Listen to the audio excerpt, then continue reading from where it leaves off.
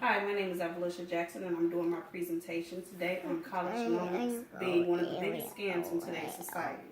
I'm going to talk about why are subsidized and unsubsidized loans a form of modern day slavery. Unsubsidized loans and subsidized loans is targeted at lower class and middle class students and high school seniors, and also targeted as adult continuing students. In today's society, most middle class and lower class high school senior students who are interested in attending a college or university without the chance of receiving a scholarship normally applies for financial aid. The government grants one little to no money that focuses on college students to take out direct loans.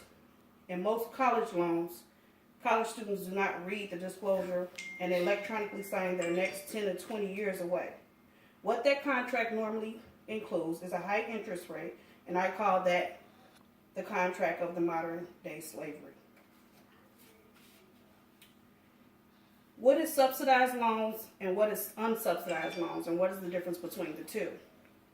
Subsidized loans are federal loans given to students who are eligible. It is normally given to help cover the cost. Student loans normally have better terms to help out financial needs students. The Department of Education pays one loan while the student is at least in school part-time. This loan is granted to undergraduate students with financial aid needs, and graduate students are no longer qualified with the subsidized loans. There is no necessary requirements to demonstrate financial need. The loan is available for both undergraduate and graduate students. The student is responsible for paying the interest on the unsubsidized loans during all periods is the key factor between both loans.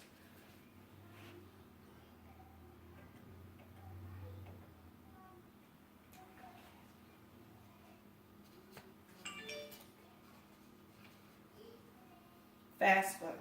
There are roughly about 21.3 million college students in the United States. It is said if students are married on or before the day that they submit their FAFSA, they can claim financial independence.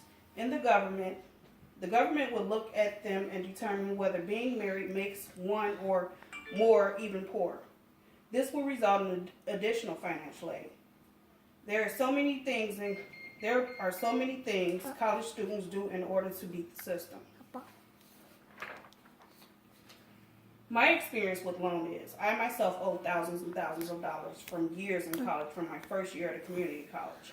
Most of my tuition was paid by the grants and scholarship. This particular school term, I decided to take out a loan to cover my fees.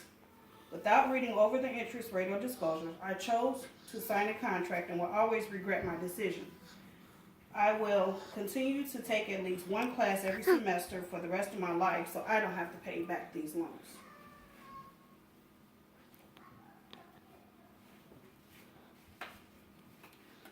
Government is deceiving Americans, and how loans are a big scam. Debt is a serious problem across the country. The United States makes it no better. They brainwash us into believe that we need college to survive in order to be successful.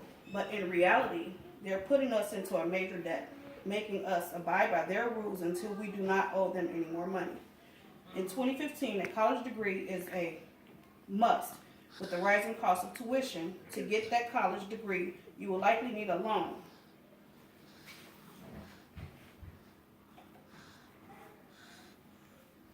How much time does one have to pay back loans once the graduate is unenrolled? The government only gives us 6 months before one has to start paying back their student loans. One must use their time wisely. That means look for a job or career and find something that can make money to avoid further actions. How it's a form of modern day slavery. Student loan debt is a modern day slavery. How and why? The government refusing to open up a new opportunity for college graduates. The government wants their money and they want it now. Instead of investing for jobs for graduates, they want us to struggle for what the next 15 to 20 years, paying them back. Tuition would not be increasing if the government was here to help us, but tuition is rising with grants and discouraging us. It's very hard for one to even choose the school of their choice due to the high tuition rates.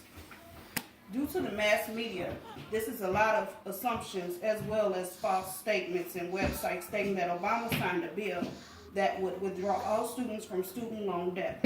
This is not true. This message became worldwide, and it was called Debt Clear through the Obama.